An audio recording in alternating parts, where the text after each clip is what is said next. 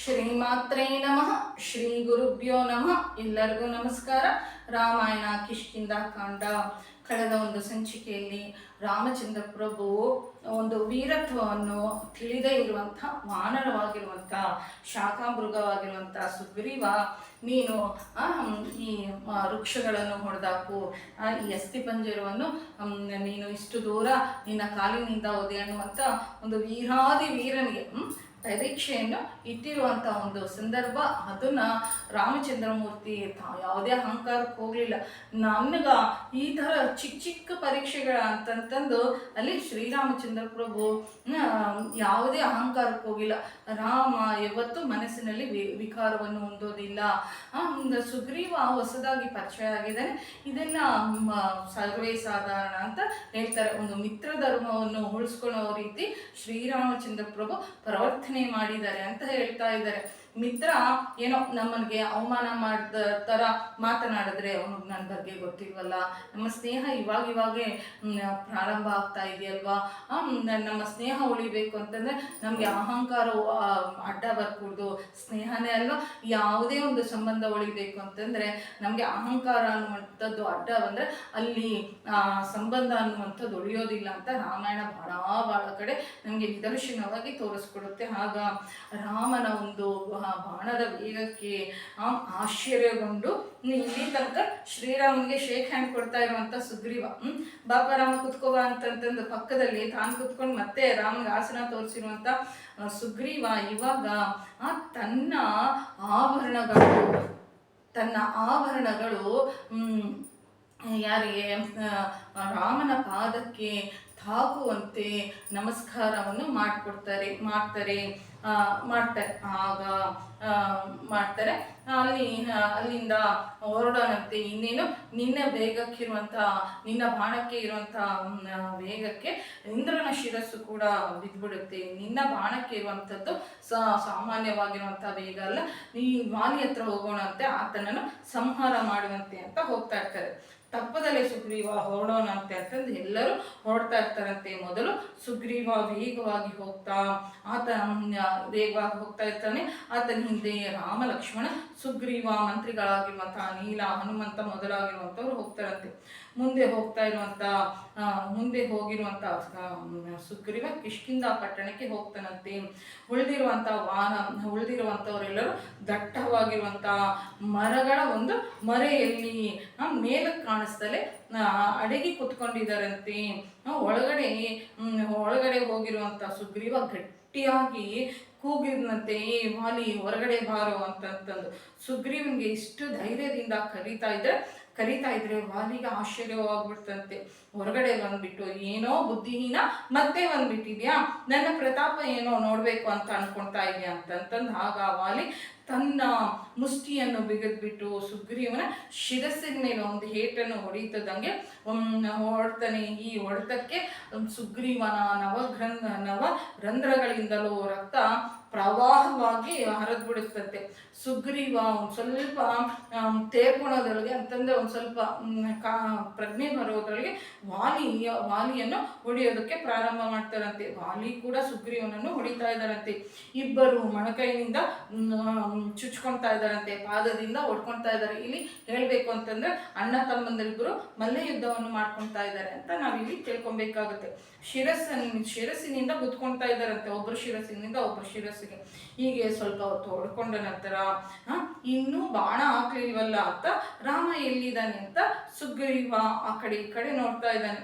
ಆದರೆ ರಾಮ ಕಾಣಿಸ್ಲಿಲ್ವಂತೆ. ಇನ್ನು ವಾಲಿಯೊಂದಿಗೆ ಯುದ್ಧ ಮಾಡೋಕ್ಕಾಗ್ದಲೇ ಸುಗ್ರೀವ ಋಷ್ಯಮುಖ ಪರ್ವತದ ಮೇಲೆ ಓಡ್ ಹೋಗ್ಬಿಡ್ತಾನಂತೆ. ಆಗ ವಾಲಿ ಕೂಡ ಹಿಂದಿರುಗಿ ಅಂತಃಪುರಕ್ಕೆ ಹೋಗ್ಬಿಡ್ತಾನಂತೆ. ಆಗ ಸುಗ್ರೀವ ಋಷ್ಯಮುಖ ಪರ್ವತದ ಮೇಲೆ ಕೂತ್ಕೊಂಡು ತನ್ನಗೆ ಆಗಿರುವಂಥ ಗಾಯಗಳನ್ನೆಲ್ಲ ಅಳ್ತ್ಕೊಂತ ಬಿಕ್ಕಿ ಅಳ್ತ್ಕೊಂತ ರಕ್ತವನ್ನೆಲ್ಲ ಒರೆಸ್ಕೊಂತ ಆಯಾಸ ಪಡ್ತಾ ಅಳ್ತಾ ಇರ್ತಾನಂತೆ. ಇಷ್ಟರೊಳಗೆ ಲಕ್ಷ್ಮಣನೊಂದಿಗೆ ಇರುವಂಥ ರಾಮ ಕೂಡ ಅಲ್ಲಿಗೆ ಬರ್ತಾರಂತೆ. ಅವರನ್ನು ನೋಡ್ತದಂಗೆ ಸುಗ್ರೀವ, ಏನಯ್ಯ ನೀನು ರಾಮ, ನಾನು ನಿನ್ನನ್ನು ವಾಲಿಯನ್ನು ಸಾಯಿಸ್ತೀಯ ಅಂತ ಕೇಳಿದೆ, ನೀನು ವಾಲಿಯನ್ನು ಸಾಯಿಸ್ತೀನಿ ಅಂತ ಪ್ರತಿಜ್ಞೆ ಮಾಡಿದೆ. ಆದರೆ ನಾನು ಪ್ರತಿಜ್ಞೆ ಮಾಡಿದ್ರೇನಲ್ವ ನಾನು ಯುದ್ಧಕ್ಕೆ ಹೋಗಿದ್ದು. ನಾನು ವಾಲಿಯನ್ನು ಸಾಯಿಸ್ತೀನಿ ಅಂತ, ಸಾಯಿಸೋದಿಲ್ಲ ಅಂತ ಒಂದು ಮಾತು ಹೇಳಿದಿದ್ರೆ ನಾನು ಹೋಗ್ತಾ ಇರಲಿಲ್ಲ. ಯಾಕಯ್ಯ ನನ್ನನ್ನು ನೀವು ಈ ಥರ ಓಡಿಸ್ಬಿಟ್ಟೆ ಅಂತ ರಾಮನನ್ನು ಪ್ರಶ್ನೆ ಮಾಡ್ತಾರಂತೆ. ಆಗ ರಾಮಚಂದ್ರ ಪ್ರಭು ಯಾಕೆ ಮಾಡಿದ್ದಾರೆ ಅಂತಂತಂದು, ಶ್ರೀರಾಮಚಂದ್ರ ಪ್ರಭು ಒಂದು ಗುಣ ಏನು ಅಂತಂದರೆ, ನಾವು ಕಲ್ತ್ಕೊಬೇಕಾಗಿರುವಂಥ ಗುಣ ಏನು ಅಂತಂದರೆ, ಯಾವುದೇ ಕೆಲಸವನ್ನು ಆಲೋಚನೆ ಮಾಡಿ ಅದು ಧರ್ಮಬದ್ಧವ ಅಲ್ಲ ಅಂತಂತಂದು ಪರಿಸ್ಥಿತಿಗೆ ಇದು ಒಳಗಾಗ್ಬಿಟ್ಟು ಯಾವುದನ್ನು ಮಾಡೋದಿಲ್ಲ ಅವರು. ಆಲೋಚನೆ ಮಾಡಿಬಿಟ್ಟು ಈ ಥರ ಮಾಡೋದ್ರಿಂದ, ಏನಾದರೂ ಆಲೋಚನೆ ಮಾಡೋದ್ರಿಂದ ಪರಿಸ್ಥಿತಿಗೆ ಯಾವತ್ತೂ ಅವರು ಒಳಗಾಗೋದಿಲ್ಲ. ಅವರು ಯಾವತ್ತೂ ಪಾಠಿಸೋದೇನು ಅಂತಂದರೆ, ಎಂಥ ಪರಿಸ್ಥಿತಿಯಲ್ಲಿ, ಎಂಥ ವಿಷಮ ಪರಿಸ್ಥಿತಿಯಲ್ಲಿ ಅವ್ರು ಪಾಠಿಸೋದು ಯಾವುದು ಅಂತಂದರೆ ಧರ್ಮವನ್ನು ಪಾಠಿಸ್ತಾ ಇರ್ತಾರೆ. ಇದನ್ನು ನಾವಿಲ್ಲಿ ತಿಳ್ಕೊಬೇಕಾಗುತ್ತೆ. ಈ ಧರ್ಮ ಪಾಠಿಸಿರೋದ್ರಿಂದ ಏನು ಅಂತಂದರೆ ನಾವು ಯಾರಿಗೂ ಸಮಜಾಯಿಷಿ ಹೇಳ್ಕೊಬೇಕಾಗಿಲ್ಲ. ಆಗ ಸುಗ್ರೀವನ ಹನುಮಂತ ಮತ್ತು ಲಕ್ಷ್ಮಣರೊಂದಿಗೆ ನಾನು ಯಾಕೆ ಬಾಣ ಹಾಕಲಿಲ್ಲ ಅಂತ ಸ್ವಲ್ಪ ನಾನು ಮಾತಾಡಬೇಕಾದ್ರೆ ಸಪೋರ್ಟ್ ಮಾಡಿರಿ, ಸುಗ್ರೀವನನ್ನು ಏನಾದರೂ ಅಂದ್ಕೊಳ್ತಾನೇನೋ, ಈ ಥರ ಮಾತೆಲ್ಲ ಶ್ರೀರಾಮಚಂದ್ರ ಪ್ರಭು ಗಾಂಭೀರ್ಯವಾಗಿರುವಂಥ ಒಂದು ನಡಿಗೆಯಲ್ಲಿ ಇಲ್ಲವೇ ಇಲ್ಲ. ಗಾಂಭೀರ್ಯತೆ ಅಂತಂದರೆ ನಮ್ಮ ಶ್ರೀರಾಮಚಂದ್ರ ಪ್ರಭುನ. ಆಗ ರಾಮ ಸುಗ್ರೀವ ಯಾವ ಓಡಿಸ್ತೆ ಅಂತ ಸುಗ್ರೀವ ಕೇಳಿದಾಗ ರಾಮ ಅಂತನಂತೆ, ಸುಗ್ರೀವ ಇಷ್ಟಕ್ಕೆ ಮುಂಚೆ ನಾನು ವಾಲಿಯನ್ನು ಯಾವತ್ತೂ ನೋಡಿಲ್ಲ. ನೀನು ವಾಲಿ ಯುದ್ಧ ಮಾಡ್ಕೊಳ್ತಾ ಇದ್ರೆ ವಾಲಿ ಮೇಲೆ ಬಾಣ ಹಾಕೋಣ ಅಂತ ಬಂದೆ. ತೀರಾ ಹೊರಗಡೆ ಬಂದು ನೋಡಿದ್ರೆ ನನಗೆ ವಿಸ್ಮಯ ಹೊಂದ್ಬಿಟ್ಟೆ ನಾನು. ಯಾಕಂತಂದರೆ ನೀನು ವಾಲಿ ಪ್ರತಿಯೊಂದು ವಿಷಯದಲ್ಲೂ ಒಂದೇ ಥರ ಇದ್ದೀರಾ. ನೀವಿಬ್ಬರು ಹೊಡೆದಾಡ್ಕೊಳ್ತಾ ಇದ್ರೆ ಅಶ್ವಿನಿ ದೇವತೆಗಳು ಹೊಡೆದಾಡ್ಕೊಂಡಿರ್ತಾರೆ ಇದೆ. ನಿಮ್ಮಲ್ಲಿ ಯಾರು ವಾರಿ ಈ ಸುಗ್ರೀವ ಅಂತ ನನಗೆ ಗೊತ್ತಾಗಲಿಲ್ಲ. ಹೋಗ್ಲಿ, ಸ್ವರವನ್ನು ಕಂಡು ಹಿಡ್ದಾದ್ರು ಬಾಣ ಹಾಕೋಣ ಅಂತಂದ್ರೆ ಇಬ್ಬರು ಒಂದೇ ಥರ ಕೂಗ್ತಾ ಇದ್ದೀರಾ, ಒಬ್ಬರು ಒಂದೇ ಥರ ಕಿರ್ಚ್ತಾ ಇದ್ದೀರಾ, ಇಬ್ಬರು ಒಂದೇ ಥರ ಓಡೋಗ್ತಾ ಇದ್ದೀರಾ, ಇಬ್ಬರು ಒಂದೇ ಥರ ಅಲಂಕಾರ ಮಾಡ್ಕೊಂಡಿದ್ದೀರ. ಇಲ್ಲಿ ರಾಜ್ಯಸಭೆಯಲ್ಲಿದ್ದಾಗ ವಾಲಿಯನ್ನು ಕರೀಲಿಲ್ಲ ಯಾರು, ಸುಗ್ರೀವ. ಒಂದು ಯುದ್ಧಕ್ಕೆ ಎಲ್ಲ ಆಭರಣಗಳನ್ನು ತೆಗೆದುಬಿಟ್ಟು ಒಂದು ಪಟಾಪಟಿಯನ್ನು ಹಾಕ್ಕೊಂಡು ಇಬ್ಬರು ಒಂದೇ ಥರ ಅಲಂಕಾರ ಮಾಡ್ಕೊಂಡಿರ್ತಾರಂತೆ. ಸ್ನಾನ ಮಾಡುವಂಥವ್ರು ಏನು ಅಲಂಕಾರ ಮಾಡ್ಕೊಂಡಿರೋದಿಲ್ವಲ್ಲ, ಆ ಥರ ಇಬ್ಬರು ಒಂದೇ ವೇಗದಿಂದ ಹೊಡ್ಕೊಳ್ತಾ ಇದ್ದೀರಾ. ನಾನು ಈಗ ಹೇಗೆ ನಿರ್ಣಯಿಸ್ಕೊಳ್ಳಿ, ಅತನೇ ವಾಲಿ ಅಂತ ಅಂದ್ಕೊಂಡು ನಾನು ಬಾಣ ಪ್ರಯೋಗ ಮಾಡಿಕೊಂಡ್ರೆ ಸುಗ್ರೀವ ಬಾಣ ಪ್ರಯೋಗವೇನಾದರೂ ಮಾಡಿದ್ರೆ ಅದು ತಾಕಿರುವಂಥವ್ರು ಈ ಲೋಕದಲ್ಲಿ ಇರೋದಿಲ್ಲ. ಒಂದು ವೇಳೆ ಬಾಣ ತಪ್ಪಿದಾರಿ ನಿನಗೆ ಬಂದು ಬಿದ್ದಿದೆ ಅಂತಂದರೆ ನೀನು ಕೂಡ ಇರೋದಿಲ್ಲ.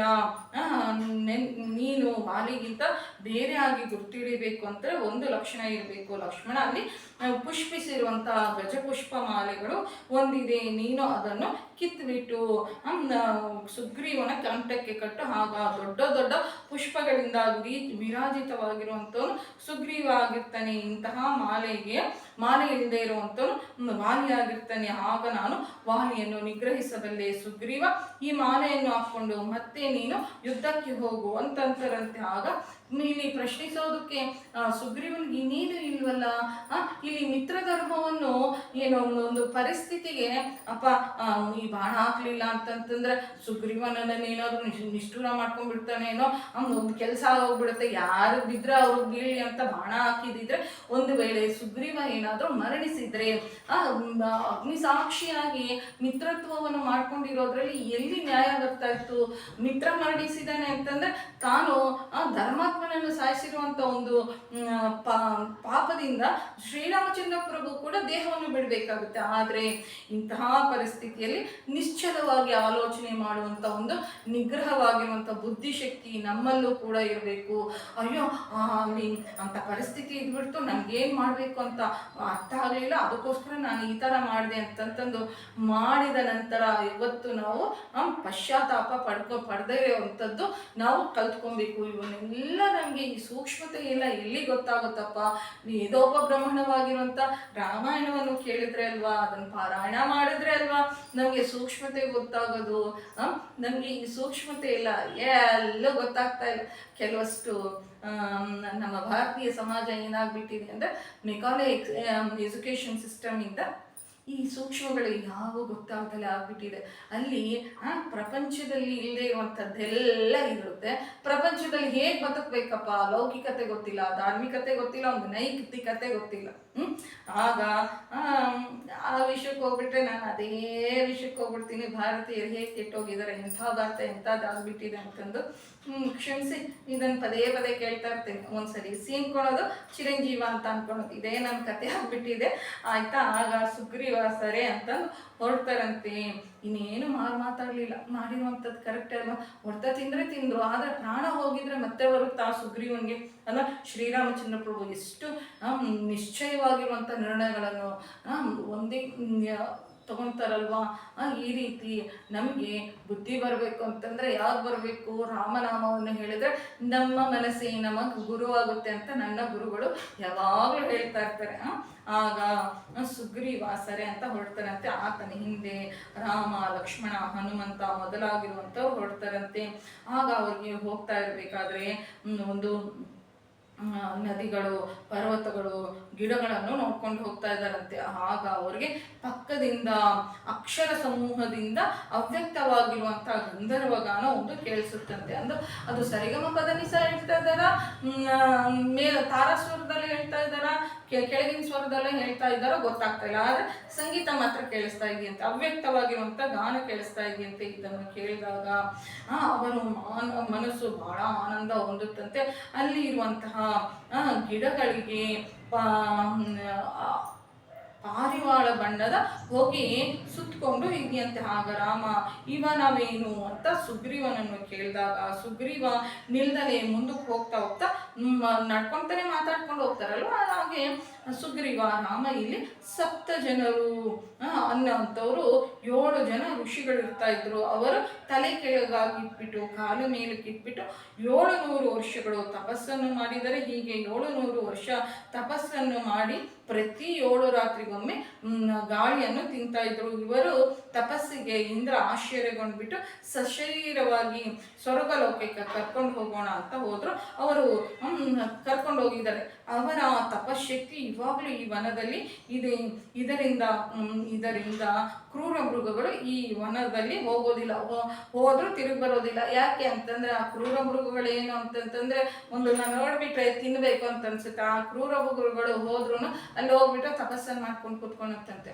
ಒಂದು ಸ್ಥಳದ ಒಂದು ಮಹಿಮೆ, ಮನುಷ್ಯ ಸಾಧಕರ, ಆಧ್ಯಾತ್ಮ ಸಾಧಕರ ಒಂದು ಮಹನೀಯರ ಮಹಾತ್ಮೆ ಈ ಥರನೇ ಇರುತ್ತೆ. ಅವರ ಮುಂದೆ ಕ್ರೂರ ಮೃಗಗಳು ಅವರ ಕ್ರೂರತ್ವವನ್ನು ಬಿಟ್ಟು ವರ್ತನೆ ಮಾಡ್ತಾ ಇರುತ್ತೆ ಅಂತ ನಾವಿಲ್ಲಿ ತಿಳ್ಕೊಬೇಕಾಗತ್ತೆ. ಆಗ ಲಕ್ಷ್ಮಣನೊಂದಿಗೆ ಸೇರಿ ನಮಸ್ಕಾರವನ್ನು ಮಾಡ್ತಾರಂತೆ.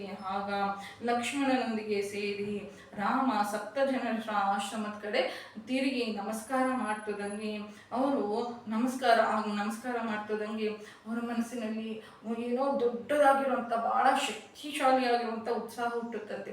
ಈ ಥರ ಅವ್ಯಕ್ತವಾಗಿರುವಂಥ ಗಾನ ಕೇಳಬೇಕು ಅಂತಂದರೆ ಅರುಣಾಚಲಂ, ತಿರುವಣ್ಣಾಮಲೈ ಇದೆಯಲ್ವಾ, ನಿಮ್ಮೆಲ್ಲರಿಗೂ ಗೊತ್ತಿರುತ್ತೆ. ಆಧ್ಯಾತ್ಮದ ಒಂದು ಸ್ವಲ್ಪ ಪರಿಚಯ ಇರುವಂಥವ್ರು ಅರುಣಾಚಲಂ, ತಿರುವಣ್ಣಾಮಲೈ ಗೊತ್ತಿರುತ್ತೆ. ಅಲ್ಲಿ ಬಹಳ ಕಾಲದ ಹಿಂದೆ ವಿದೇಶಿ ಪ್ರವಾಸಿಗರು ಹೆಚ್ಚಿರ್ತಾರಲ್ವ, ಅವರು ರೆಕಾರ್ಡ್ ಮಾಡಿದಂತೆ ಬ್ರಾಹ್ಮಿ ಮುಹೂರ್ತ 2 ರಿಂದ 3 ನಡುವೆ ಒಂದು ಗುಹೆಗಳಿಂದ ಗಂಧರ್ವ ಗಾನ ಕೇಳಿಸ್ತಾ ಇರುತ್ತಂತೆ. ಶಿವನಿಗೆ ಗಂಧರ್ವರು ಬಂದ್ಬಿಟ್ಟು ನಾಟ್ಯ ನಿವೇದನೆ, ಗಾನ ನಿವೇದನೆ ಮಾಡುವಂಥದ್ದು ಹಲವಾರು ಜನ ಕೇಳಿದ್ದಾರೆ. ಅದು ಕಾಣಿಸೋದಿಲ್ಲ, ಆದರೆ ಕೇಳಿಸ್ತಾ ಇರುತ್ತೆ. ಆಗ ಈ ಥರ ಮಹನೀಯವಾಗಿರುವಂಥ ಪ್ರದೇಶಗಳು ನಮ್ಮ ದೇಶದಲ್ಲಿ ಲೆಕ್ಕ ಇಡೋದಕ್ಕೆ ಸಾಧ್ಯ ಇಲ್ಲ. ಆದರೆ ಇವ್ಯಾವು ಹೊರಗಡೆ ತಗೊಂಡ್ಬರೋದಕ್ಕೆ ನಮ್ಮ ಹಿಂದೂಗಳು ಪ್ರಯತ್ನ ಮಾಡೋದಿಲ್ಲ.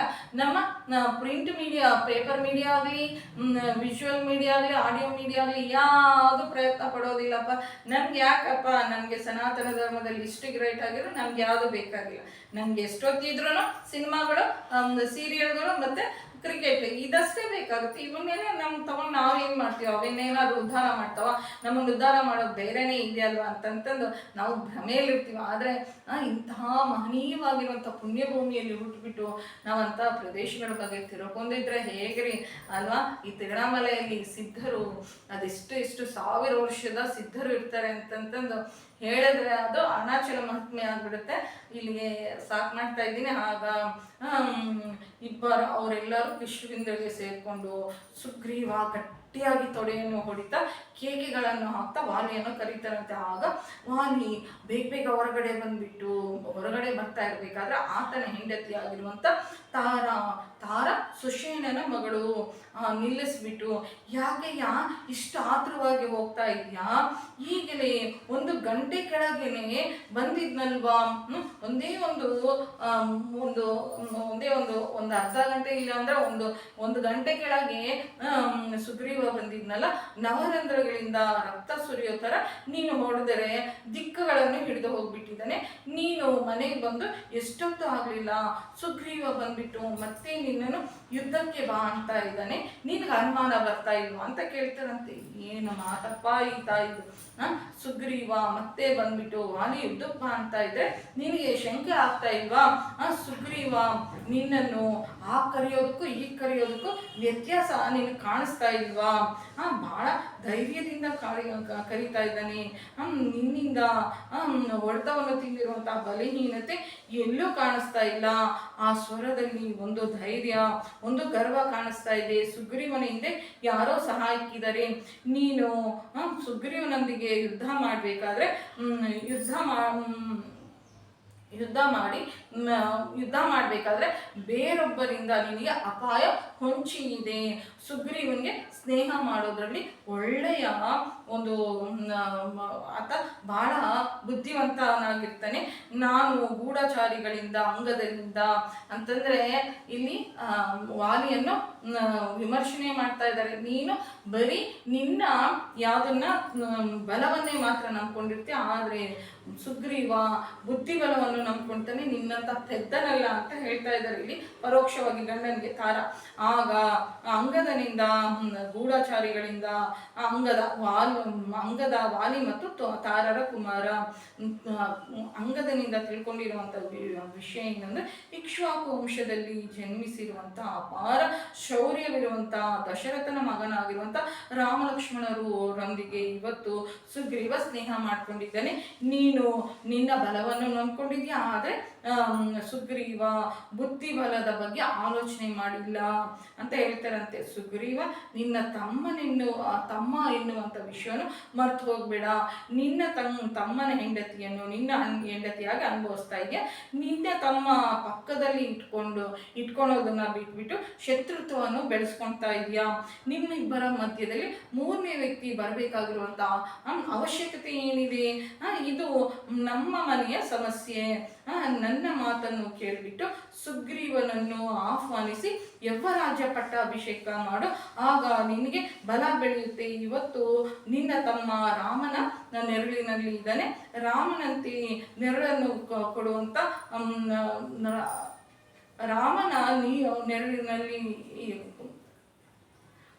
ರಾಮ ನೆರಳನ್ನು ಕೊಡುವಂತ ಒಂದು ವೃಕ್ಷ.